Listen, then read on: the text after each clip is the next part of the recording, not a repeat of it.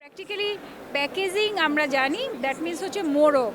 যে কোনো কিছুর মোড়ক বা প্যাকেজিং হচ্ছে গুরুত্বপূর্ণ।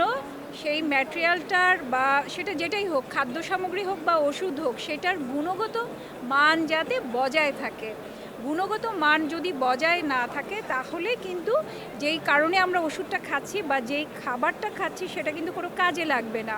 এই কারণে হচ্ছে প্যাকেজিং খুবই গুরুত্বপূর্ণ। আরেকটা জিনিস হচ্ছে বিভিন্ন ধরনের প্যাকেজিংয়ের ধারণ দিয়ে যেটা হয় সেটা হচ্ছে এটা শেলফ লাইফ পর্যন্ত যাতে ঠিক থাকে, এটা সেম কোয়ালিটি পাওয়া যায়, যেই উদ্দেশ্যে এই প্রোডাক্টটাকে তৈরি করা হয়েছিল সেটা যাতে থাকে। এবং প্যাকেজিং যদি আমি ঠিকমতো ব্যবহার না করি তাহলে আরেকটা মূল উদ্দেশ্য থাকে হচ্ছে যাতে এটা ময়েশ্চার প্রুফ হয় বা ওই ম্যাটেরিয়ালটা যাতে এনভায়রনমেন্টের সংস্পর্শে এসে নষ্ট না হয়ে যায়, সেই ব্যাপারটা এনশিওর করে হচ্ছে প্যাকেজিং ম্যাটেরিয়াল। ফর এক্সাম্পল, আপনি হয়তো একটা ট্যাবলেট বা একটা ক্যাপসুল, এখানে একটা আমাদের প্রিফিল সিরিঞ্জ আছে।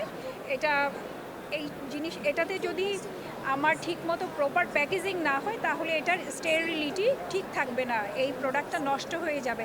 আপনি যখন এটা কোনো পেশেন্টকে ইনজেক্ট করবেন সেখানে হচ্ছে সিভিয়ার রিয়াকশন দেখা দিবে, পেশেন্টের লাইফ থ্রেট হতে পারে। বাংলাদেশের সব ফার্মা কোম্পানি যেটা করে সেটা হচ্ছে প্রপার কোয়ালিটি মেনটেন করে এবং আফটার প্যাকেজিং এভরিথিং আবার তারা কোয়ালিটি এনশিওর করে, তারপরে হচ্ছে বাজারে প্রোডাক্টটা ছাড়ে যাতে পেশেন্টের সেফটি এবং ইফিকেসি এনশিওর হয়। Thank you.